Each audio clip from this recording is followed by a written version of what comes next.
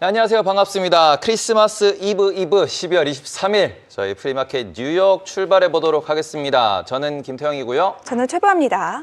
네, 현재 시장 분위기는 선물시장 기준에서 현재 보합에서 이렇게 움직이는 모습을 보이고 있습니다. S&P 500이 0.03%, 나스닥 같은 경우 0.06%, 러셀 2000은 0.04% 하락하는 모습을 보이면서 완전히 보합권에서 힘싸움을 하고 있는 중이고, 전일장 기준에서 S&P 500이 신고가 직전에서 멈췄다라는 점, 그게 좀 특징적이었는데 오늘은 여전히 장이 열려봐야 움직임이 나올 것 같다라고 생각하실 수 있을 것 같습니다. 그리고 개장 전 특징적인 종목 같은 경우는 노보노디스크가 현재 7.4% 정도 상승하고 있는 중이더라. 그래서 이 부분에 있어가지고 오늘 또 2부에서 이야기를 나눠볼 예정이고요. 현재 원자재 시장 같은 경우에는 오늘도 금과 은, 그리고는 팔라듐과 플래티넘까지 모두 다 초록초록한데 무슨 일이 있죠? 네, 금이 다시 한번 역대 최고치를 재경신했습니다. 4,510달러도 현재 돌파를 했고요. 은도 마찬가지로 69달러 후반대 터치하면서 또 한 번 신고가 랠리를 이어가고 있습니다. 이 금에서 촉발된 일명 귀금속 상승세는 팔라듐과 백금 가격도 강력하게 지지를 해주고 있습니다. 오늘장 팔라듐이 4%대 올라가면서 2,000달러에 근접을 하고 있고요. 백금도 6% 넘게 급등하면서 2,200달러를 웃돌고 있습니다. 미국과 베네수엘라의 지정학적 갈등을 주시하며 국제유가는 간밤 정규장에서는 3% 가깝게 상승했지만 현재는 강보합권으로 상승폭을 일부 축소한 모습이고요. 유럽 천연가스 가격은 겨울철 초입을 앞두고 러우 전쟁 평화 협상안의 진행 여부를 주시하면서 구매량을 조심스럽게 예측을 하고 있는 분위기입니다. 오늘장 또 하나의 특징적인 원자재라고 한다면 오렌지 주스 선물도 꼽을 수가 있겠습니다. 미국 생활물가의 바로미터 역할을 한다고들 하죠.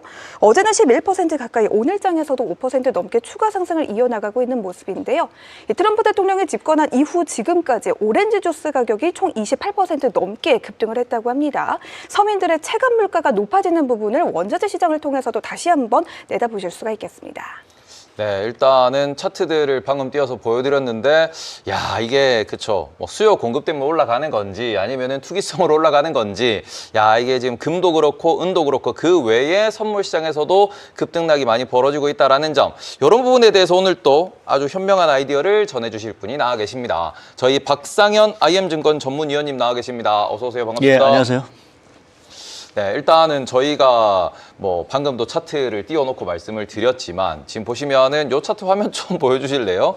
예, 지금 뭐 플래티넘도 마찬가지고 백금도 마찬가지고 그 다음에는 팔라듐도 마찬가지고 금과 은까지도 차트가 모두 이런 급등보 형태를 보이고 있는데, 요거를 볼 때 저희가 이제 대부분 이러면은 투기성의 트레이딩 이제 차트다라는 이야기를 많이 하고 있는 중이고, 특히 최근에 12월 들어서 각도를 보시면은 이 각도가, 야, 이게 지난번에도 나오셔서 이 말씀을 해주셨던 것 같은데, 야, 이게 괜찮을까요? 시장 전체 분위기가 괜찮다라고 볼 수 있는 부분일까요, 이게?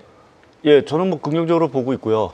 뭐 지난번에 와서 말씀을 드렸는데 이제 11월 달에 이제 금 가격이 사실은 좀 조정을 받았던 상황들이고, 근데 다시 이제 뭐 예상보다는 사실 금 가격이 이렇게 빨리 오르진 또 오늘 온스당 4,500불 넘어섰고요. 뭐 은 가격 같은 경우는 계속 좀 상승 랠리가 이어지면서 올 한 해만 해도 지금 140%가 사실은 올랐기 때문에 이러한 귀금속 가격의 어떤 상승세 자체가 사실은 좀 뭘까요? 말씀하신 대로 이게 투기인지 아니면 뭐 정말 수요가 좋아서 올라가는지라는 부분이 좀 헷갈릴 수 있는 부분들인데, 제가 이제 긍정적으로 보는 부분 자체는 이게 뭐 최근에 이제 금 가격이 오른 부분에 대한 설명을 사실 이제 베네수엘라의 어떤 그 봉쇄 이것에 따른 지정학적 리스크로 사실 설명을 하는데, 사실 그건 좀 한계가 있다라고 좀 보고 있습니다. 그러니까 이렇게 금 가격이 이렇게 올라가, 만약 지정학적 리스크로 금 가격이 폭등을 했다라고 하면 미국의 국채 금리도 사실은 안전자산 성격 때문에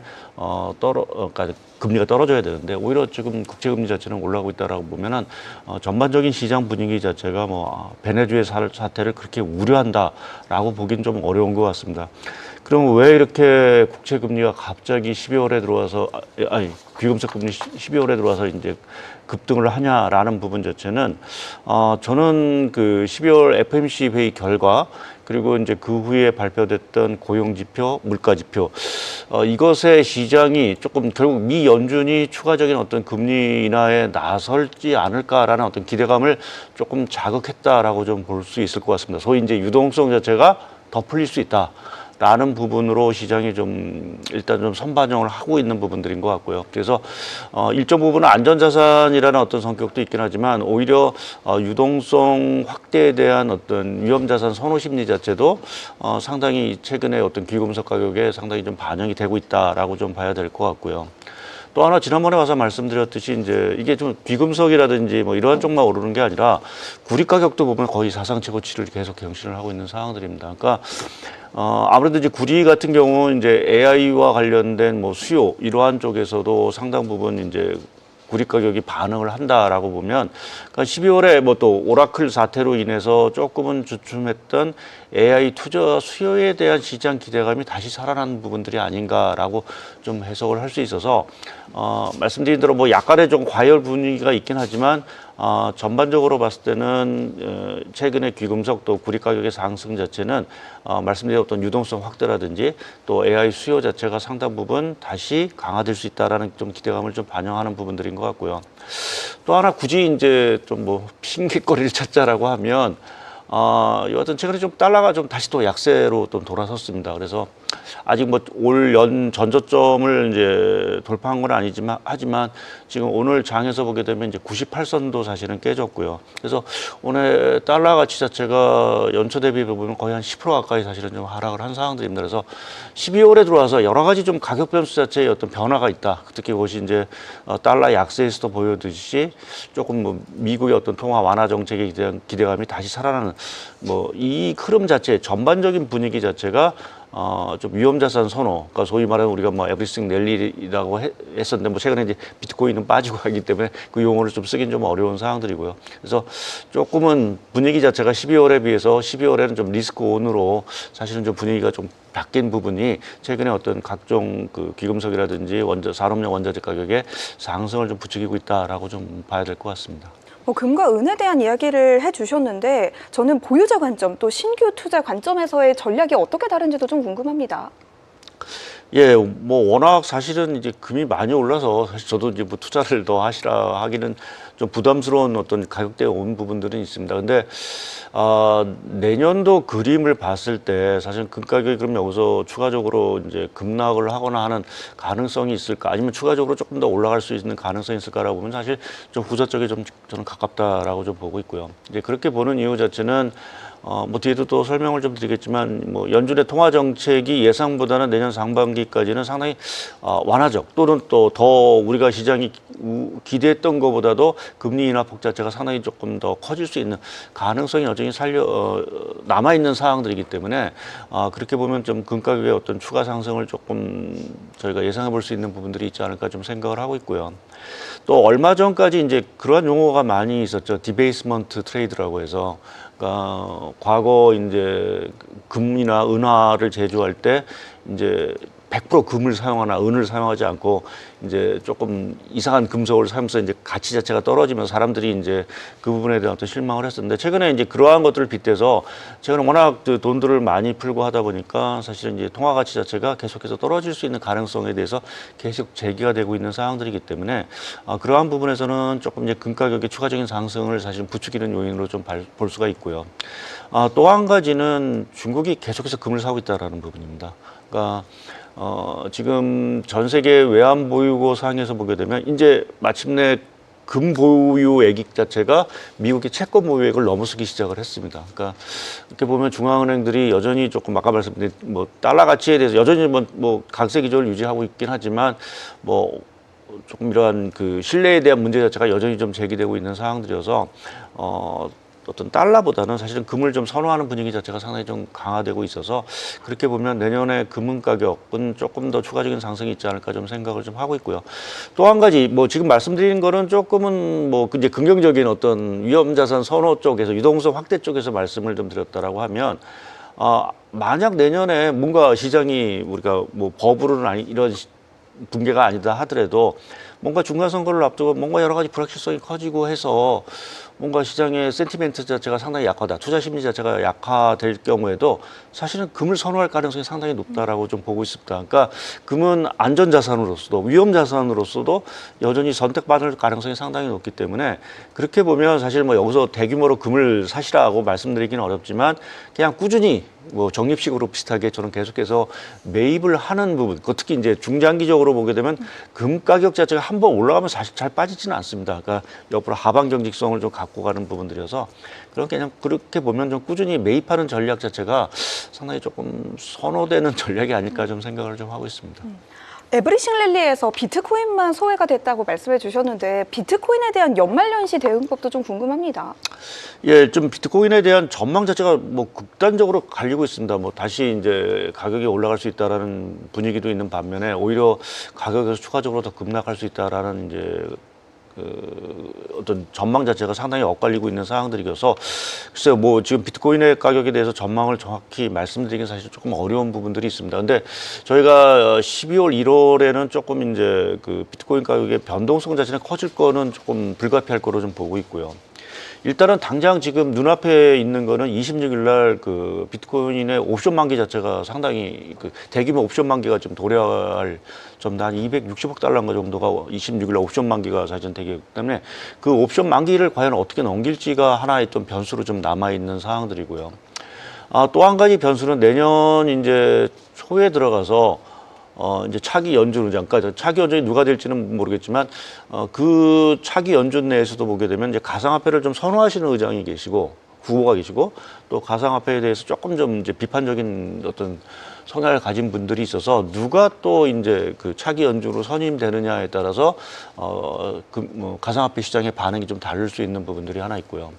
그리고 최근에 이제 비트코인이 하락하는 뭐 여러 가지 요인이 이제 좀 제기되고 있는 뭐 반감기 뭐 수요가 이제 좀 사라지고 하는 효과도 있고 하는 부분들이지만 또 하나 제가 생각하고 있는 부분 자체는 트럼프 지지율 하락도 하나의 원인으로 좀 생각을 하고 있습니다. 그러니까 트럼프 대통령이 이제 집권이 2기 들어와서 사실은 이 가상화폐에 대한 좀 친화적인 어떤 정책들을 사실은 좀 많이 폈었는데 아무래도 지지율이 빠지다 보니까 사실은 이제 가상화폐 시장에서도 조금 이제 우려가 조금 섞인 부분, 그것이 아무래도 좀 이제 매도 압력으로 사실은 좀 이어지고 있는 상황들이고, 거기에 지금 11월에 여러 가지 이제 좀 신용 우려도 좀 제기된 것들이 아무래도 좀 가상화폐 시장에 좀 불똥을 좀 튀긴 부분들이 좀 있는 것 같습니다. 그래서 그렇게 보면 좀 말씀드린 대로 12월, 1월 여러 가지 조금 이벤트 자체가 조금 지나봐야 좀 비트코인 가격의 어떤 방향성 자체를 저희가 조금 확인할 수 있지 않을까라는 좀 생각을 하고 있어서 조금 뭐 당장 뭐 비트코인까지 가격이 더 빠진다, 또 반등한다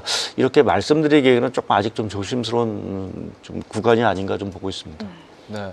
그러면은 지난번에 오셨을 때 이제 비트코인에 대해서도 뭐 8만 불에서 8만 3천 불 정도가 지지선이 될 거다 정도에 대한 가벼운 얘기를 해주셨고 네. 그 이후에 실제로 이제 8만 4천 불 라인에서 반등을 해서 현재는 8만 5천 전후 뭐 어제자 기준에서 9만 달러를 다시 찍었다가 하락하는 이런 모습을 보이면서 여전히 어찌 보면 좀 이 차트를 띄워서 보여주면 횡보하는 모습을 보이고 있다라고 보실 수 있을 것 같고요. 이 부분에서 지금 말씀해주신 게 26일 날 이번 주에 비트코인 옵션 만기가 있으니까 그런 부분도 좀 체크를 하자라고 말씀을 해주셨는데 아무래도 옵션 시장이 좀 트레이드 규모가 크다 보니까 이런 것도 좀 나오는 것 같아요. 위아래로 이렇게 팡팡 나오는 게 있는데 요거 지나고 난 뒤에 좀 내년까지도 보자라는 의견을 주셨는데 또 지난번에 나오셨을 때 오라클, 코이브, CDS 프리미엄 이런 얘기도 해주셨단 말이죠.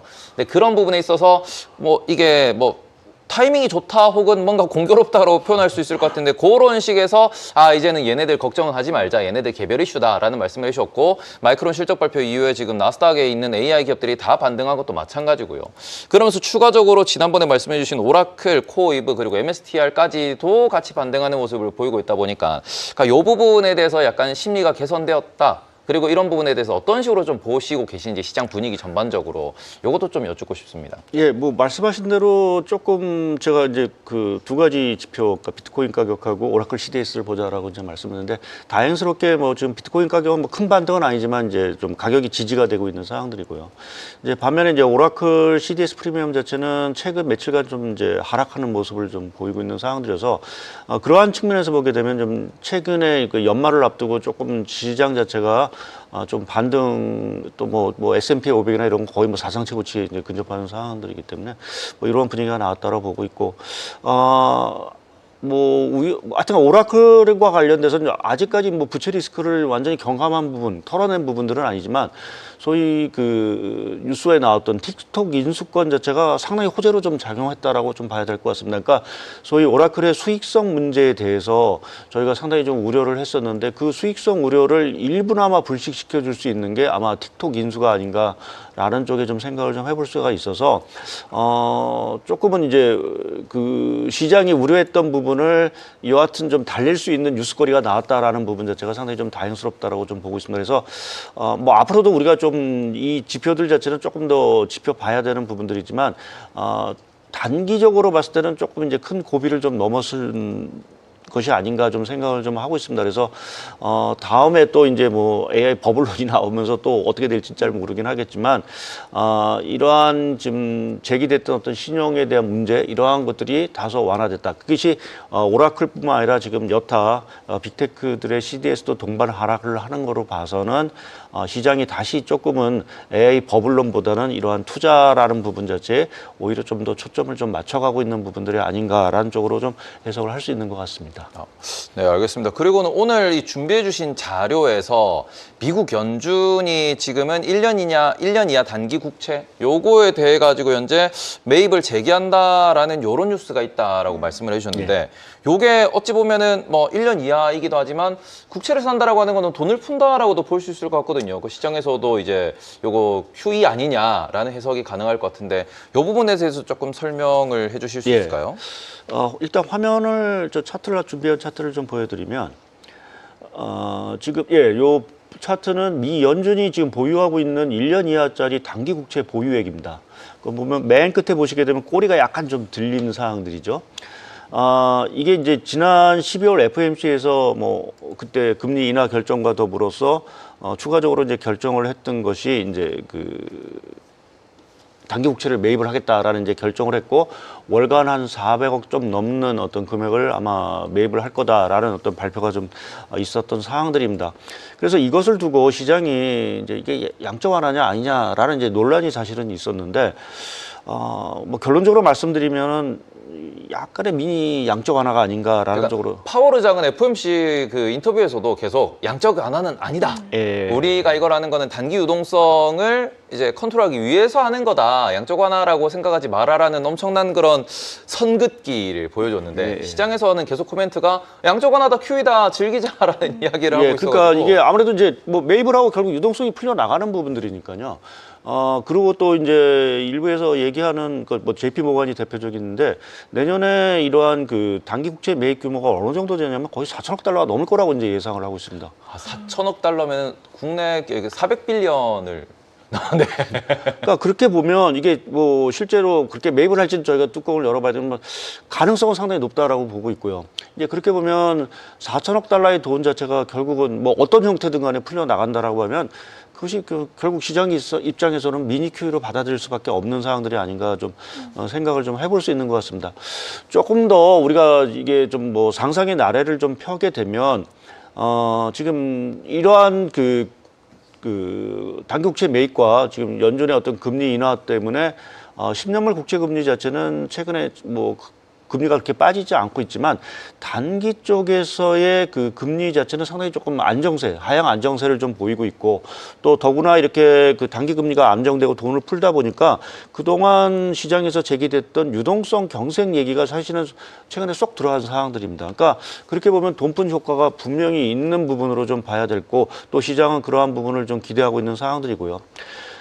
여기에 차기 연준 의장 얘기를 하는데 차기 연준 의장 자체가 상당히 그 비둘기파적인 어떤 인물로 만약 선물됐다. 정말 트럼프 대통령의 요구 조건을 다 받아들이는 사람으로 만약 선임이 됐다라고 하면 내년도 금리 인하폭 자체가 저도 당초 한 2차례 정도, 맥시멈 2차례 정도를 봤었는데 이게 더 늘어날 수도 있겠다. 그러니까 한 4차례 정도까지 늘어날 가능성이 있지 않을까라는. 4차례요? 예. 그러니까 파월 의장이 이제 5월 달에 나가기 전까지 뭐 한두 차례 금리를 인하하고 또 차기 연준 의장이 이제 5월부터 다시 또 금리를 한두 차례 더 인하할 수 있지 않겠느냐라는 좀 뭐 최근에 제 생각입니다. 제 생각이 좀 드는 부분이고 그렇게 좀 생각이 드는 건 갑자기 그 월러 이사가 지금 미 연준의 그 기준금리 수준 자체가 중기금리 수준보다 뭐 한 1%포인트 높다라고 이제 얘기를 꺼냈습니다. 화두를.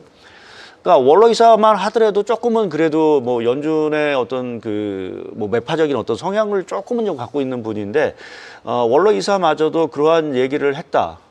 라는 부분 자체는 뭐 이게 이분도 차기 연준 의장 후보에 섞여 있죠. 이제 그렇게 보면 우리가 지금 뭐 이렇게 조금 우리가 약간은 좀 중립적이라고 생각하는 차기 연준 의장도 1%포인트 정도가 중립금리보다 좀 높다라고 이제 얘기를 했다라고 보면 나머지 분들은 더 금리 인하에 더 적극적으로 나설 수 있지 않겠느냐. 더구나 트럼프 대통령이 지금 여러 가지로 조금 공공에 모인 뭐 좀 이제 좀 어떻게 좀 내몰리는 입장이어서 금리 인하에 조금 더 적극 푸시를 할 수 있기 때문에 예상 밖으로 미국의 금리 인하폭 자체가 상당히 커질 수 있는 가능성이 있지 않을까 좀 생각을 하고 있고 또 이 단기 국채 매입이 지금 말씀드린 대로 조금 내년까지 진행이 되긴 하겠지만 만약 금리를 인하했는데도 10년물 국채 금리가 잘 떨어지지 않는다라고 하면 차기 연준 의장 자체는 단기 국채가 아니라 장기 국채까지도 매입하는 정말 전면적인 또 QE에 가능성도 사실은 배제할 수 없는 상황들이기 때문에 그렇게 보면 내년도 상반기 뭐 내년 중간 선거 이전까지 미 연준은 지금 분위기로 봐서 예상보다 상당히 좀 공격적으로 사실은 조금 완화적인 통화 정책을 하지 않겠느냐라는 좀 제 나름대로의 좀 시나리오를 좀 쓴 부분들이 좀 있습니다. 그래서 내년에 좀 뚜껑을 열어봐야 되긴 하겠지만 당초 예상보다는 사실은 좀 금리 인하라든지 또 유동성 확대 자체가 좀 강화될 수 있는 가능성은 좀 열리고 있는 것이 아닌가 좀 생각을 좀 하고 있습니다. 근데 원로 이사 같은 경우에는 최근에 이제 11월부터 10월부터 이제 발언을 보면은 차기 연준 의장으로 이제 약간 거론이 될 때는 비둘기파적으로 얘기를 했다가 그리고 중간에 약간 트럼프가 너 아니야 약간 이러다 보니까 갑자기 또 매파적인 발언을 쏟아내다가 그러다가 최근에 다시 또 약간 이제 투 캐빈에서 원로 이사가 잠깐 등장하니까 갑자기 이제 1% 얘기를 한 게 아닌가라는 생각도 좀 들거든요. 근데 이게 시장에서 지금 가장 관심을 갖고 있는 거는 차기 연준 의장이 누가 되든 간에 그 사람이 시장과 소통을 하면서 이제 약간 논리적인 의사결정을 할 거냐. 그게 아니면은 트럼프의 정말 나쁜 말로 해가지고 이게 약간 스파이 같은 그런 느낌으로 이제 와가지고 연준에서 최대한 이렇게 좀 그 트럼프 의장의 의견을 반영하기 위한 액션을 취할 거냐라는 부분에 대해서 좀 사람들이 많이 관심을 갖고 있는 것 같은데 연준 의장이 들어가서 연준을 휘저어 놓을 수 있다라고 볼 수 있을까요? 한 사람의 의견으로?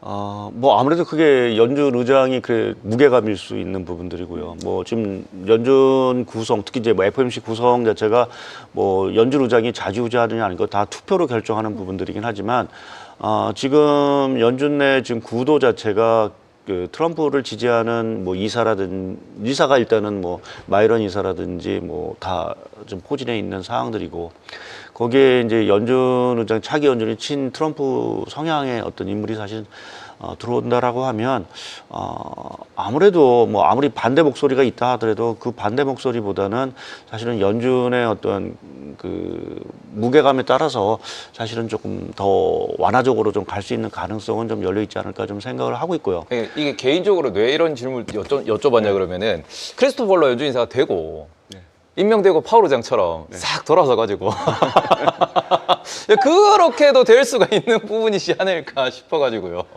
예, 뭐 가능성은 배제는 할 수는 없겠죠. 근데 뭐 그래도 사실은 이제 트럼프 대통령하고 어느 정도는 이제 뭐 교감이 있었으니까 사실은 분명히 연준 의장으로 만약 원로 이사가 선임이 된다면 뭐 선임이 될 거고 근데 그런 측면에서 보게 되면 뭐 갑자기 뭐 의장이 됐다고 그래서 얼굴색을 싹 바꿀지는 아니, 파월 의장은 이미 한번 바꿨기 때문에 싹 바꿨으니까. 근데 그리고 또 한 가지 이제 그 이제 미국의 지표라는 부분, 그러니까 저희가 이제 1월 달부터 이제 정식적으로 저희가 좀 신뢰할 수 있는 지표들을 좀 받아볼 텐데. 여하튼 지금 12월 달 뭐 논란은 있긴 하지만 미국의 물가 자체가 상당히 보면 한풀 꺾인 모습을 좀 보이고 있는 상황들이고요. 또 고용 지표도 와서 계속 말씀을 드리지만 이게 뭐 신규 고용도 없고 해고도 없는 조금 이제 불균형적인 어떤 균형 상태로 좀 가고 있어서 만약 1월 달에 지표상에서 고용 둔화와 물가 둔화가 동시에 확인된다라고 했을 때는 정말 그 추가 금리 인하, 뭐 아무리 누가 왔든 간에 추가 금리에 대한 어떤 탄력성 자체는 상당히 좀 강화될 수밖에 없을 거로 보고 있습니다. 그것이 뭐 연준의 독립성은 뭐 다 떠나서 미국 그 경기 자체가 둔화될 수 있는 그 가능성이 분명히 엿보인다라는 부분에서는 그것이 이제 어떤 연준의 어떤 금리 인하폭 자체를 상당히 좀 키울 수 있는 어떤 상황으로 좀 전개가 되지 않을까 좀 생각을 하고 있습니다. 그래서 뭐 지금 연준 의장이 누가 되느냐도 사실 중요한 부분들이긴 하지만 결국 저희가 1월 달에 받아볼 지표 이것이 결국은 뭐 상당히 조금 금리 인하폭을 좀 좌우하는 주요 변수가 되지 않을까 좀 보고 있습니다. 기억에 남는 거는 내년에 최대 4차례 네, 금리 인하가 그죠. 있을 수 있다라는 부분이 가장 귀에 맴도는 것 같습니다. 뭐제 생각입니다. 알겠습니다. 다음 질문으로 한번 넘어가 볼게요. 올해도 벌써 일주일밖에 남지 않았습니다. 이번 주 다음 주는 반장과 휴장도 많은 만큼 거래량도 비교적 적고 빅 이벤트들도 없는 걸로 알고 있는데 우리가 남은 연말연시 추가적으로 좀 체크해봐야 하는 이슈들 혹은 대비를 해야 하는 리스크들이 있을까요? 예, 뭐 1월 뭐 자체보다는 지난번에 잠시 와서 말씀을 드렸지만 내년이 이제 트럼프 2기 2년 차로 이제 들어가게 됩니다. 그러니까 1년 차는 뭐 여러 가지 이제 뭐 관세 정책이라든지 뭐 트럼프의 어떤 새로운 어떤 정책 프레임이 발표되면서 시장이 상당히 뭐 실망도 했다가 사실은 또 강한 반등도 했던 하나였던 것 같고 뭐 이러한 차에서 내년도 2년 차에 과연 이제 주식시장이라든지 금융시장 흐름이 어떨까라는 부분 자체가 아무래도 좀 이제 중요시 되는 부분들이고 그래서 과거 이제 트럼프 1기 2년 차와 조금 좀 비교를 좀 제가 뭐 여러 가지 달러 지수라든지 나스닥 또는 이제 10년물 국제금리 차트를 조금 비교해서 그려놓은 차트인데요. 물론 아직 우리가 2기를 들어가지 않았기 때문에 조금 이제 봐야 되는 상황들이긴 하지만 지금 1기와 2기의 1년 차의 달러 지수, 나스닥, 국채금리 추이를 보게 되면 거의 비슷한 흐름을 가고 있습니다. 뭐 거의 이게 뭐 레벨이 다를 뿐이지 제가 기준점 출범을 딱 맞춰서 딱 그려놓게 보면은 100으로 해서 그러면 거의 흐름이 좀 같은 상황들이고 그러면 이 차트만 보게 되면 내년에 시장이 상당히 변동성이 있을 수 있다라는 의미로 사실은 좀 이제 시사점을 던져주는 겁니다. 그럼 왜 2년 차 이렇게 변동성이 클 수 있겠느냐라는 부분은 아무래도 이제 중간선거라는 뭐 트럼프 대통령 입장에서는 상당히 좀 중요한 이벤트 자체, 정치 이벤트가 사실은 대기가 되고 있기 때문에 그러한 부분에서 좀 시장의 좀 변동성 자체를 상당히 좀 높일 수 있는 가능성이 있지 않을까라는 쪽에 좀 생각을 좀 하고 있고요. 거기에 지금 연초 또는 이제 조금 저희가 시장에 좀 변동성을 좀 줄 수 있는 걸 좀 간추려 보면 당장 1월 달에 뭐 1월에 아직 뭐 확정이 된 건 아니긴 하지만 지금 그 연방 법원의 그 관세 위헌 판결 여부가 이제 결정이 될 가능성이 상당히 높습니다. 아시겠지만 지금 뭐 1, 2차 지금 판결에서는 사실은 위헌 판결이 났고 대법원에서 과연 이걸 어떻게 결정할지는 잘 모르긴 하겠지만 만약 그 미 연방 대법원에서마저 위헌 판결이 난다라고 하면 이건 트럼프 대통령이 상당히 그 타격을 크게 입힐 가능성이 높을 거로 좀 보고 있습니다. 또 시장 자체도 특히 이제 미국 시장 자체가 상당히 조금 뭘까 뭐 추세적인 하락보다는 상당히 좀 변동성이 클 수 있다라고 좀 보는 거는 이게 이렇게 되면 이제 트럼프 대통령의 지지율은 더 떨어질 거고 레임덕 현상이 더 심화될 수 있는 부분 자체가 있고요. 또 한 가지는 당장 그 만약 패소를 하게 되면 그동안 관세로 이제 걷어들였던 돈을 다 되돌려줘야 됩니다. 그게 한 7천억에서 한 1조 달러 정도로 이제 추정이 되는 상황들인데 일단 그렇게 돌려줬을 경우 물론 이제 또 뭐 관세라는 부분을 또 시행하긴 하겠지만 일단 돌려주는 과정 속에서 미국의 재정 문제 자체가 불거질 수 있고요. 그거는 이제 미국의 국채금리라든지 달러의 이제 약화 요인으로 되겠죠. 그래서 미국 증시 자체가 이러한 관세 판결, 위헌 판결이 났을 때는 뭐 주식시장뿐만 아니라 전체적인 금융시장 자체가 상당히 조금 요란스러울 수도 있는 그게 하나 이제 연초에 저희가 조금 대비해야 되는 부분들이고. 근데 이 부분에 있어서 뭐 조금 저는 그 미국은 좀 흔들릴 수 있기는 하겠지만 오히려 미국 위에 지역의 시장, 특히 이제 주식시장 자체는 오히려 좀 반색하지 않을까 좀 생각을 하고 있습니다. 당장 이제 관세가 없어지니까 뭐 그게 뭐 얼마 동안 아니더라도 관세가 조금 이제 무관세가 될 거니까 또 이제 관세 수입도 이제 환급을 받게 되면 어느 정도는 이제 그 비미국 쪽에서는 오히려 조금 환호하는 목소리도 실적이 나올 좋아질 수도 있겠죠. 단기적으로는. 예, 단기적으로 있고 또 이제 그 관세 자체가 이제 또 다른 관세가 시행되기 전에 미국 수입업자들이 서둘러서 또 수입을 또 할 수도 있는 부분들이 있어서 그렇게 보면은 좀 미국 쪽에는 좀 긍정적인 신호가 아닐까 하는 생각을 좀 하는데 여하튼 지금 1월이 될지 2월이 될지 모르긴 하겠지만 좀 연초에 저희가 하나 좀 중요해 봐야 되는 거는 이 관세 판결을 좀 봐야 되는 부분들인 것 같고요. 근데 관세 판결에 대해 가지고 지금 최근에 11월부터 베센트도 마찬가지고 그다음에는 뭐 상무부에서도 혹은 백악관에서도 계속해서 코멘트가 나오는 걸 보면은 지금 우리는 이미 관세에 대해서 혹시나 만약에 이게 돌려줘야 된다라는 환급해야 된다라는 그런 판결이 나왔을 때 대응할 수 있는 수단이 있다. 그리고는 뭐 그런 부분에 대해서 미리미리 약간 대법원의 판결을 대비하는 듯한 그러한 코멘트가 정말 많이 쏟아져 나오고 있단 말이죠. 그러니까 이런 부분이 지금 아무래도 트럼프 대통령이나 뭐 그런 정치권에서도 혹시나 대법원이 지금 이제 1심이나 2심처럼 강경하게 안 돼요, 돌려주세요, 이거 불법이에요 라는 식으로 월권이라는 해석, 트럼프의 그런 관세 부과는 불합리하다라는 해석이 되면은 거기서 항상 나오는 말이 돈을 뭐 돌려준다 안 돌려준다도 있지만 우리는 똑같은 구조로 똑같은 관세를 매길 것이다 라는 이야기도 계속 나오고 있거든요. 그래서 이런 부분이 지금 앞서 말씀해 주신 이제 변동성이라는 측면으로 저희가 봐야 되는 건지 아니면 정말 이게 시장을 정말 좀 혼란스럽게 또 지난 4월처럼 이제 25년 4월이라 그러면 많이들 힘들어 하실 텐데 그때처럼 이제 정말 혼란스러운 상황으로도 갈 수 있을 건지 그거는 저희가 어떻게 좀 볼 수 있을까요? 저는 뭐 이렇게 지난 4월 상호관세가 처음 발표됐을 정도로 뭐 시장이 충격을 받지는 않을 것 같고요. 말씀하신 대로 이게 관세 판결이 위헌이 나더라도 또 다른 관세 카드를 이제 제시를 분명히 할 겁니다. 뭐 다른 또 여러 가지 관세를 이제 부과할 수 있는 법을 동원해서 다만 이 과정에서 이게 전체 국가에 대한 관세를 그때는 좀 이게 상호관세처럼 이게 뭐 동시다발적으로 하긴 좀 어려운 부분들이 있고요. 결국 이제 품목별로 관세가 매겨질 가능성이 상당히 조금 있거든요. 그러니까 그러한 부분에서 약간은 조금 뭐 자금 아닌 어떤 것들이 좀 발생할 수 있는 부분들이어서 물론 이제 트럼프 이게 행정부가 준비는 하고는 있긴 하겠지만 여하튼 관세 위헌 판결이 나고 또 다른 관세가 부과되기 전까지는 상당히 조금 갭도 있고 시차도 있고 해서 약간의 좀 혼란이 있다. 근데 그 혼란은 주로 미국 쪽의 혼란일 거고 나머지 쪽에서의 혼란은 사실은 좀 제한적일 수 있지 않겠느냐는 생각을 하고 있고 사실상 뭐 우리가 논리적으로 보게 되면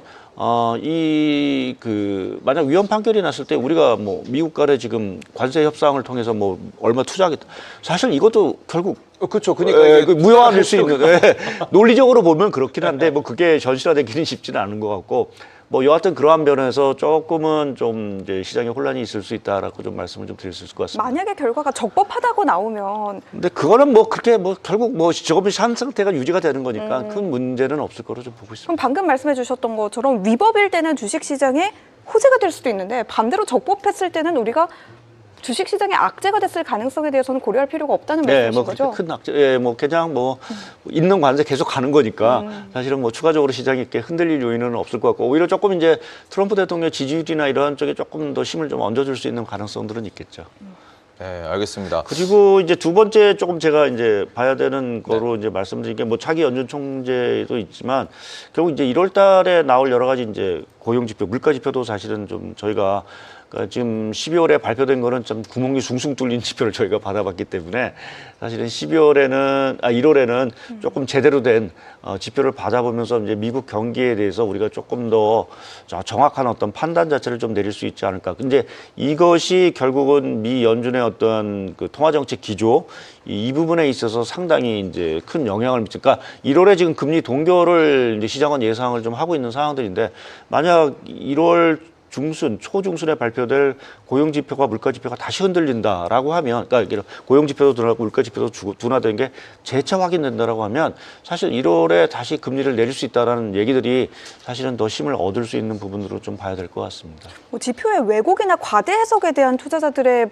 불만이 조금은 있는 상황인 것 같은데 우리가 1월부터 발표되는 지표에 대해서는 좀 공신력이 있다고 봐도 되는 거겠죠? 예, 어느 정도는 공신력이 있다라고 봐야 될 거예요. 그러니까 12월에 발표된 지난주, 지지난주 이렇게 고용지표, 이제 물가지표 발표된 거는 아무래도 조사 자체가 조금 부실했던 부분들이 분명히 있었던 것 같습니다. 또 그 조사 집계 기간 자체도 이제 그 셧다운이 끝나고 11월 중하순부터 사실은 됐기 때문에 아무래도 좀 완전한 데이터를 좀 받아보지 못한 상황들이어서 이것에 대해서 시장이 뭐 기뻐하긴 했지만 사실은 그렇게 큰 신뢰를 좀 두지는 않았기 때문에 오히려 진검승부 자체는 1월 달 나오는 지표가 되지 않을까라는 생각을 좀 하고 있습니다. 지금까지 말씀해주신 내용들을 종합해 보면은 다 이제 채권 금리랑 연동이 되는 것 같거든요.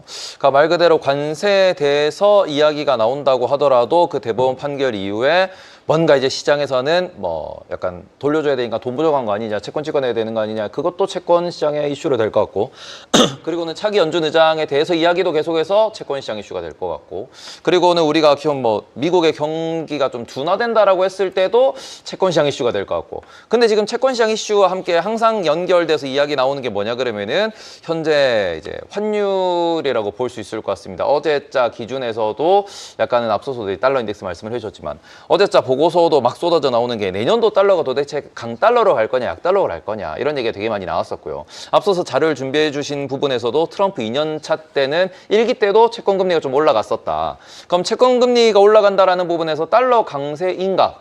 달러 강세라 그러면은 지금 우리나라 원달러 환율이 1,480원인데 이게 여기서 달러가 추가 강세라 그러면은 진짜 1,500원을 생각을 해야 되는 건가? 그리고는 지금 BOJ도 마찬가지고 채권 시장 전체가 이제 요동을 치고 있는데 요 상황에 대해서 지금 질문도 들어왔어요. 시청자분이 미국장 투자하는 거 좋다, 좋은데 환율이 너무 지금 신경이 쓰인다. 환율에 대해서도 꼭 좀 질문을 해달라. 그렇죠? 이거는 정말 지금 핵심 포인트인 것 같아가지고 환율에 대해서는 어떻게 보고 계시고 원화와 엔화는 또 어디로 갈지 이런 것도 조금 여쭙고 싶습니다. 예, 뭐 지금 환율에 대한 이야기가 워낙 이슈인 사항들이고 좀 글쎄요, 요새 환율 얘기를 드리기가 사실은 그러니까 조금 조심스러운 부분들이 어디로 있고. 갈지는 누구도 예. 모르는 거기 때문에 그냥 의견으로 들어주셨으면 감사할 근데 것 제가 계속해서 말씀드리는 거는 이제 내년도의 달러 흐름만 일단 먼저 말씀을 드리면 제가 지금 생각하고 있는 그림으로 생각하게 되면 내년도 상반기엔 달러는 결국 강세보다는 약세 쪽에 더 무게를 두고 있다라고 좀 봐야 될 것 같고요. 그거는 말씀드린 대로 지금 연준의 어떤 통화 정책 자체가 예상보다 더 완화적이고 돈풀기를 사실은 좀 하고 있다라는 부분에서 보면 달러가 강세가기가 사실은 좀 어려운 여건들이 아닌가라는 쪽에서 내년도 상반기에는 달러가 조금 약세, 뭐 그렇다고 큰 폭의 약세는 아니긴 하지만 약세 흐름을 가고 하반기 들어가서 이제 미국의 금리 인하 사이클이 이제 완전히 이제 종료가 될 수 있는 그 가능성이 커지는 이 상황에서 달러가 조심스럽게 이제 조금 반등하는. 그래서 전체적으로 보게 되면 내년도 달러는 뭐 평균적으로 보면 올해와 사실은 레벨적으로 보면 큰 차이는 없긴 하겠지만 상반기와 하반기 쪽에서의 그림은 조금 다를 수 있다라는 좀 생각을 좀 하고 있고요. 또 한 가지는 이제 달러 약세를 보는 요인 중에 하나는 엔화 흐름입니다. 최근에 이제 일본은행이 금리를 인상을 했음에도 불구하고 또 최근에 일본 국채금리, 제가 오늘 준비를 좀 해왔는데 화면에서 보게 되면 일본 국채금리가 어제죠. 어제 2.1%까지 넘어갔습니다. 1999년 이후 가장 높은 수치입니다. 이 정도로 이제 금리가 이렇게 튀고 있음에도 불구하고 이제 엔화 같은 경우 상당히 좀 약세 흐름을 좀 보였는데 그러면 엔화가 여기서 더 약세가겠느냐? 저는 약세가기가 좀 쉽지 않다라고 좀 생각을 좀 하고 있는 상황들이고요.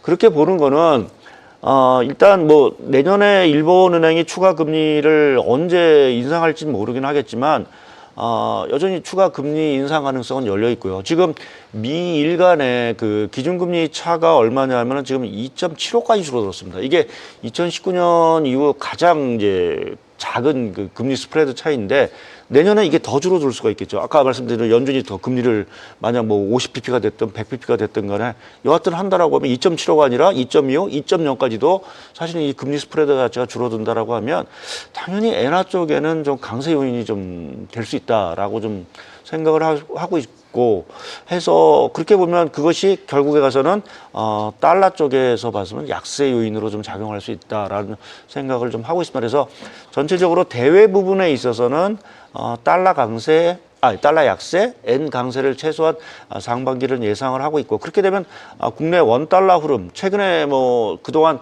같이 이렇게 엔하고 같이 가다가 최근에 좀 이렇게 따라서 따로 놀고 있는데 원화 같은 경우 궁극적으로 다시 달러나 엔에 사실은 추정을 할 거로 좀 보고 있습니다. 그래서 그렇게 보면 지금 뭐 1,500원대 환율에 대한 어떤 공포감 자체가 상당히 좀 큰 사항들이긴 하지만 저는 오히려 좀 원달러 환율 같은 경우에는 내년 상반기에 다시 좀 1,300원 후반대로 좀 하락하지 않겠느냐라는 쪽에 좀 생각을 하고 있고요. 이게 또 그렇게 보는 부분 자체는 뭐 저희가 내년 4월에 이제 세계 국제 지수 편입이라는 뭐 아무래도 좀 큰 이벤트가 사실은 대기하고 있어서 국채 시장에 외국인 자금이 상당히 좀 들어올 수 있는 부분들이 하나 있고요.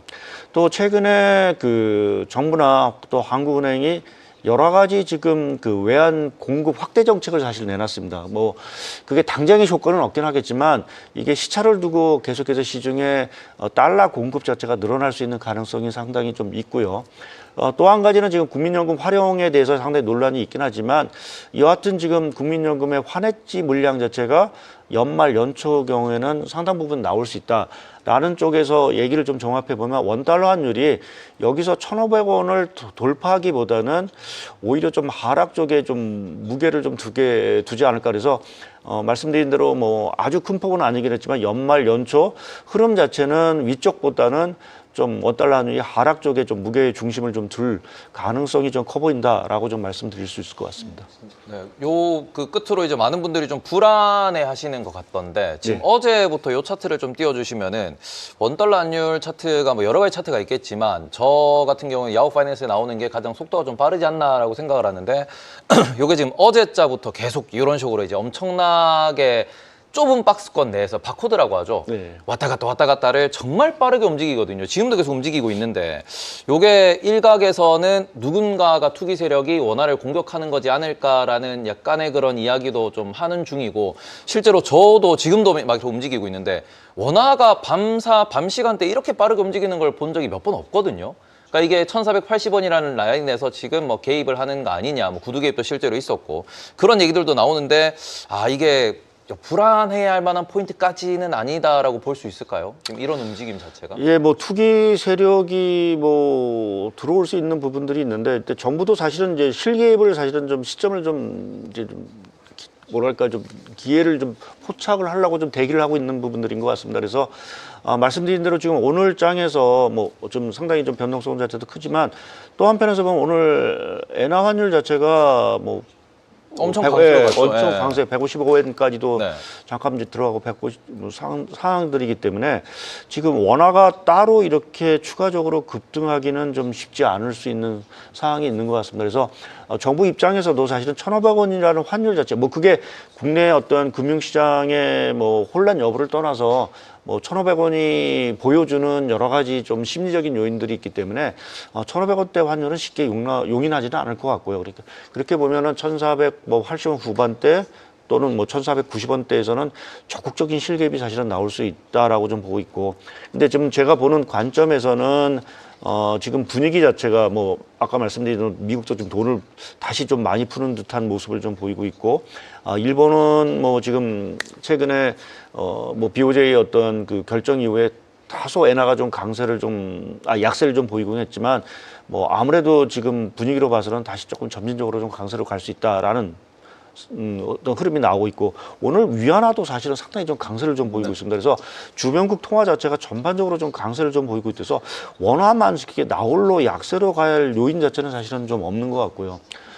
지금 뭐 여러 가지 우려를 하시지만 다행스러운 건 12월 달 들어서 오늘도 사실은 국내 뭐 외국인이 주식을 상당 부분 매수를 했는데 올해 12월에 들어와서 벌써 한 1조 4천억 정도 가까이 이제 외국인이 제가 매수를 국내 주식을 매수를 한 거로 좀 제가 확인을 보고 왔는데, 이제 그렇게 보면 그 뭐 투기 세력이라고 한다라고 하면 사실은 추가적인 약세를 생각했을 경우에는 사실은 국내 주식을 더 매도하는 게 사실 많은데 이렇게 매수를 한다라는 부분에서는 어느 정도는 이제 원달러 환율 자체가 거의 고점에 왔다라는 외국인의 시각도 오히려 좀 있는 것이 아닌가라는 좀 판단을 좀 하고 있습니다. 그래서 글쎄요, 뭐 제 전망이 맞을지 모르겠지만 뭐 추가적인 상승보다는 그래서 저는 조금 하락 쪽에 조금 더 흐름이 좀 타지 않을까 연말 연초에 뭐 이러한 전망을 좀 말씀드리고 있습니다. 네, 너무 불안해하진 않으셔도 된다. 환율에 대해서는 외국인이 주식도 사고 있기 때문에 좀 괜찮게 보셔도 될 것 같다. 특히 내년도에는 상반기에 달러가 약세로 갈 것이기 때문에 이 부분에 있어가지고 이제 엔화도 위안화도 강세로 가면은 원화도 강세로 말 그대로 약세로 갈 만한 요인은 없다. 요 정도로 정리를 해주셨습니다. 자, 그러면은 저희 이제 크리스마스 이브에 진행된 저희 푸마뉴 1부 박상현 IM증권 전문위원님이시고요. 다음 출연 이제 2026년이시죠? 그렇게 되겠습니다. 네, 그렇기 예. 때문에 이제 마지막으로 새해 복 많이 받으시고요. 예, 다음에 새해 복 많이 받으십시오. 다음에 예. 또 뵙도록 하겠습니다. 예, 나와주셔서 감사합니다. 감사합니다. 고맙습니다.